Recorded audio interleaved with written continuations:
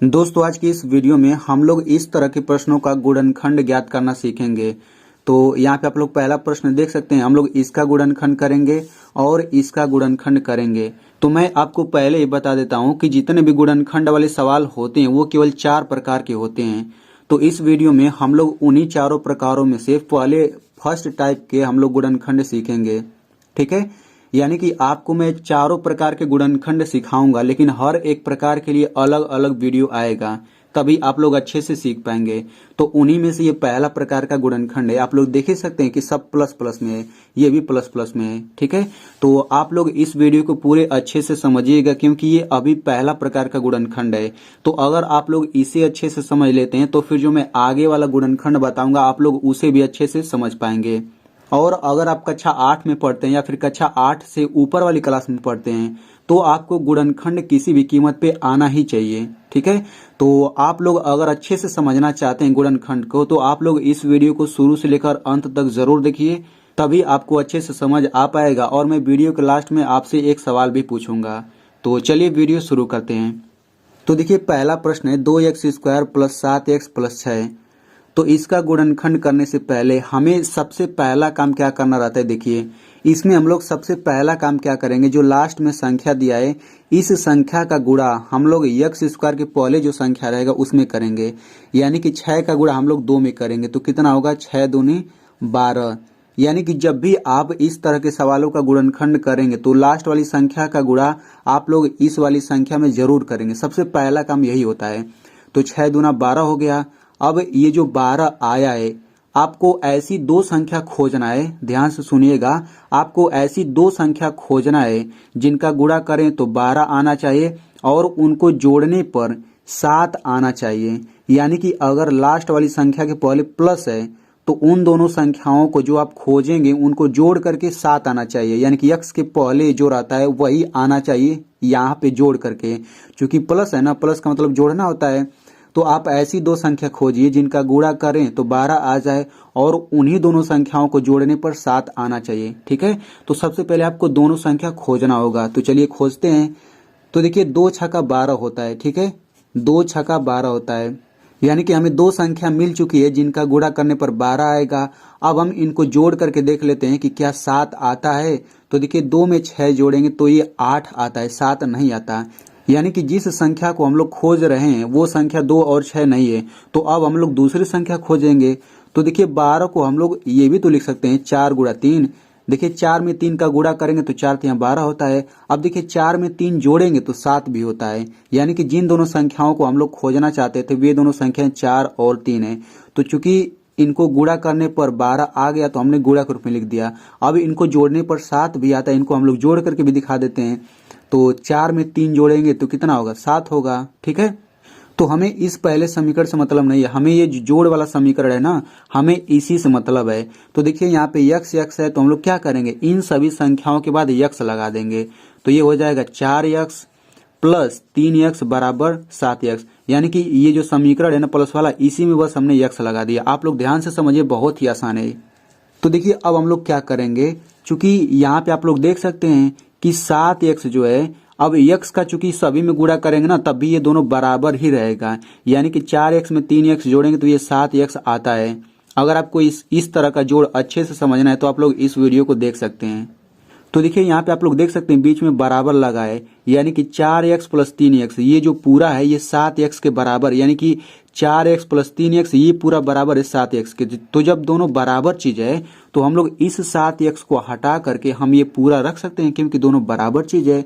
तो बिल्कुल वही काम करेंगे हम लोग। ये हो जाएगा 2x² प्लस है तो प्लस लिख लीजिए। अब इस 7x को हटा करके हम ये पूरा रखेंगे। क्यों रखना है, क्योंकि 7x के ये बराबर है, तो हम लोग ऐसा कर सकते हैं। तो 4x प्लस 3x हो गया, फिर प्लस 6। तो देखिए जैसे ही हम लोग बीच वाले को हटा करके ये रखा तो यहाँ पे ये 4 पद आ गया। अब हम लोग इन चारों पदों को विस्तार से लिखेंगे। अब ये विस्तार से कैसे लिखना है देखिए ध्यान से। तो इसे विस्तार से लिखने से पहले हम लोग यहाँ पे कुछ बेसिक समझ लेते हैं। तो देखिए एक रूल होता है कि जब भी कोई संख्या आए और उस संख्या के तुरंत बाद अंग्रेजी का कोई लेटर आ जाता है, यानी कि ABCD ऐसे पूरा Z तक, पूरे 26 होते हैं ना, तो जब भी कोई संख्या आए और उसके बाद अंग्रेजी का लेटर आए तो उनके बीच में हमेशा गुणा होता है। एग्जाम्पल के लिए जैसे यहाँ पे 3 यक्स है, तो देखिए 3 संख्या हो गया, यक्स अंग्रेजी का लेटर हो गया, तो ये एक साथ है कि नहीं, इनके बीच में कोई चिन्ह नहीं, मतलब गुणा का चिन्ह होगा। तो 3 एक्स का मतलब 3 गुणा एक्स। वैसे ही मान के चलिए 3 एक्स स्क्वायर है, तो इसका मतलब क्या हो जाएगा, 3 गुणा एक्स स्क्वायर, क्योंकि ये संख्या हुआ, ये अंग्रेजी का लेटर हुआ। अब यहाँ पे एक रूल और समझ लीजिए कि यक्स स्क्वायर का मतलब क्या होता है, यक्स पर ये 2 घात है ना, तो इसका मतलब होगा यक्स का 2 बार गुणा। यक्स पर 3 घात का मतलब होता है यक्स का हम लोग 3 बार गुणा करेंगे। ठीक है, तो आप लोग इसका मतलब समझते रहिए। तो बिल्कुल इसी तरीके से इसको हम लोग गुणा के रूप में लिख लेते हैं। तो 2 एक्स स्क्वायर का मतलब क्या होगा, 2 गुणा एक्स स्क्वायर होगा, तो एक्स स्क्वायर को हम लोग एक्स गुणा एक्स लिख सकते हैं। तो इसका हम लोग विस्तार रूप इतना लिख दिया। अब यहाँ पे प्लस है तो प्लस लिखिए। अब देखिए 4 एक्स को हम क्या लिख सकते हैं, तो देखिए 4 एक्स को हम 4 गुणा एक्स लिख सकते हैं, लेकिन हम 4 को 2 गुणा 2 भी तो लिख सकते हैं। 4 को हम लोग 2 गुणा 2 भी तो लिख सकते हैं। यानी कि जो शुरू में संख्या रहता है ना, उस संख्या को हम लोग इस तरीके से कर लेते हैं। यहाँ पे आप लोग देख लीजिए, जैसे यहाँ पे 4 है तो हम 4 को ऐसे कर लेंगे, 2 दूना 4, 2 एकम 2, यानी कि अब हम लोग 4 को 2 गुणा 2 करके लिखेंगे। ठीक है, फिर प्लस। अब देखिए यहाँ पे 3 एक्स है तो ये हो जाएगा 3 गुणा एक्स। अगर हम लोग 3 को इस तरह से करेंगे तो 3 एक ही बार में कटेगा, तो केवल 3 नहीं आएगा। अब ऐसे ही 6 है तो हम यहाँ पे प्लस लिख लेते हैं। अब 6 को ऐसे कर लेते हैं, तो 6 किससे कटेगा, 2 3 6, 3 एकम 3, यानी कि 6 को हम 2 गुणा 3 लिख सकते हैं। तो यहाँ पे 2 गुणा 3 लिख लीजिए। अब देखिए हमने सभी को विस्तार रूप में लिख लिया। ये आपका पहला पद हो जाएगा, ये दूसरा पद, ये तीसरा पद, ये चौथा पद। अब आपको 2-2 पदों का जोड़ा बनाना है, यानी कि ये दोनों पद ले लीजिए और ये दोनों पद। ठीक है, इसके बाद अब आपको दोनों पदों में से कॉमन लेना रहता है। तो देखिए मैं आपको बताना चाहता हूँ कॉमन का मतलब क्या होता है। सबसे पहले आपको इन दोनों पदों में कॉमन लेना है। तो कॉमन का मतलब होता है जो दोनों में हो। तो देखिए इसमें 2 है, इसमें भी 2 है, इसमें यक्स है, इसमें भी यक्स है। ठीक है, यानी कि इन दोनों में क्या क्या है, इन दोनों में 2 और यक्स है, तो 2 एक्स कॉमन हो जाएगा। कॉमन क्या होता है, कोष्टक के बाहर कॉमन होता है। तो देखिए 2 एक्स तो बाहर हो गया, अब कोष्टक के अंदर ये यक्स बचेगा, प्लस है तो प्लस लिखिए, ये 2 बच जाएगा। तो बस कॉमन आसानी से हो गया। अब इन दोनों में से कॉमन लेते हैं, तो देखिए इसमें 3 है, इसमें भी 3 है, बस केवल 3 ही दोनों में है। तो यहाँ पे प्लस है तो हम यहाँ पे प्लस लिख लेते हैं, 3 कॉमन है तो 3 लिखिए, फिर कोष्टक लगा दीजिए। अब ये यक्स बच जाएगा, प्लस लिखिए, 2 बच जाएगा। तो बस यहाँ पे आसानी से कॉमन हो गया। तो देखिए जब भी आप कॉमन लेंगे ना, तो यहाँ पे कोष्टक में जो आएगा सेम यहाँ पर भी आएगा। अगर आपको सेम नहीं आ रहा है ना, दोनों सेम चीज, तो गलत है आपका। अब दोनों सेम चीज को यहाँ पे सबसे पहले लिख लीजिए, यानी कि इन दोनों को हमने यहाँ पे लिख लिया। अब दूसरे कोष्टक में इतना लिखिए प्लस इतना, तो 2x प्लस 3, बस इसका गुणनखंड यही हो गया। तो इस तरीके से हमने पहला गुणनखंड कर लिया। अब इसी तरीके से हम लोग दूसरा गुणनखंड भी कर लेते हैं। तो दूसरा सवाल है x square plus 5x plus 6, तो इसका गुणनखंड बिल्कुल उसी तरीके से करेंगे। तो देखिए सबसे पहला काम हमें लास्ट वाली संख्या का एक्स स्क्वायर के पहले जो संख्या रहता है उसमें गुणा करते हैं। तो यहाँ पे तो कोई संख्या है ही नहीं, तो जब कोई संख्या नहीं रहता तो हम लोग 1 मान लेते हैं, यानी कि 6 का गुणा 1 में करेंगे कितना आ जाएगा, 6 आ जाएगा। ठीक है, यहाँ पे 1 आप लोग दिमाग में रखिए। तो 6 का गुणा 1 में करेंगे 6 आ जाएगा। अब ऐसी 2 संख्या खोजिए जिनका गुणा करें तो 6 आ जाए और उन्हीं को जोड़ने पर 5 आना चाहिए। तो ये तो बहुत ही सिंपल है, 3 में 2 का गुणा करेंगे तो 6 आ जाएगा और 3 में 2 जोड़ेंगे तो 5 भी आ जाएगा। यानी कि जिस संख्या को हम लोग खोज रहे थे वे दोनों संख्या 3 और 2 है। अब बिल्कुल उसी तरीके से हमें इस समीकरण से मतलब है ना प्लस वाले से, तो इन सभी के बाद x लगा लेते हैं। तो 3x प्लस 2x बराबर 5x हो गया। ठीक है, तो अब हम लोग क्या करेंगे, चूंकि 5x पूरा इसके बराबर है तो हम लोग इस 5x को हटा करके ये पूरा रख लेते हैं। तो ये हो जाएगा एक्स स्क्वायर प्लस है, प्लस लिखिए, 5x को हटा करके आप ये पूरा ये रख लीजिए।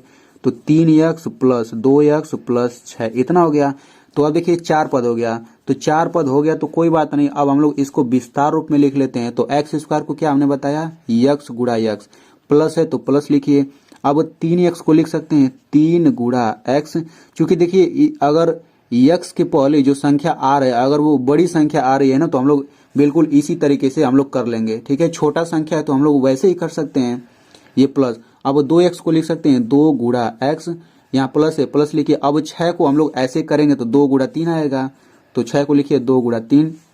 अब देखिए शुरू के 2 पद ले लीजिए और बाद के 2 पद, इन दोनों में से कॉमन ले लीजिए। तो इसमें x है, इसमें भी x है, यानी कि इन दोनों में से x कॉमन हो गया। तो x कॉमन हो जाएगा तो क्या बचेगा, x बच जाएगा, प्लस है प्लस लिखिए 3 बच जाएगा। अब यहाँ पे प्लस है तो प्लस लिखिए, इन दोनों में से कॉमन क्या है, इसमें 2 है, इसमें भी 2 है, यानी कि 2 कॉमन हो गया तो बचेगा क्या, ये x बच जाएगा, ये 3 बच जाएगा। ठीक है, अब आप देख सकते हैं कि कॉमन लेने के बाद दोनों में कोष्टक में सेम चीज आ रहा है, तो यहाँ पे एक कोष्टक में x + 3 हो जाएगा, दूसरे कोष्टक में x + 2 हो जाएगा, x + 2। तो इस तरीके से इसका भी गुणनखंड हो गया। तो आई होप आपको बहुत ही अच्छे से समझ आया होगा। अब मैं आपको गुणनखंड का सवाल देता हूं, तो आप लोग इसका गुणनखंड करके कमेंट में जरूर लिखिएगा, x² + 7x + 10। देखते हैं कितने लोग सही जवाब दे पाते हैं। दोस्तों मेरा आप लोगों से एक रिक्वेस्ट है कि अगर आपको ये गुणनखंड समझ आ गया है तो आप लोग इस वीडियो को अपने दोस्तों के साथ जरूर शेयर करिएगा, उन्हें भी समझ में आ जाएगा। और वीडियो को आप लोग कम से कम 1 लाइक जरूर करिएगा, क्योंकि वीडियो के पीछे बहुत ही मेहनत होती है।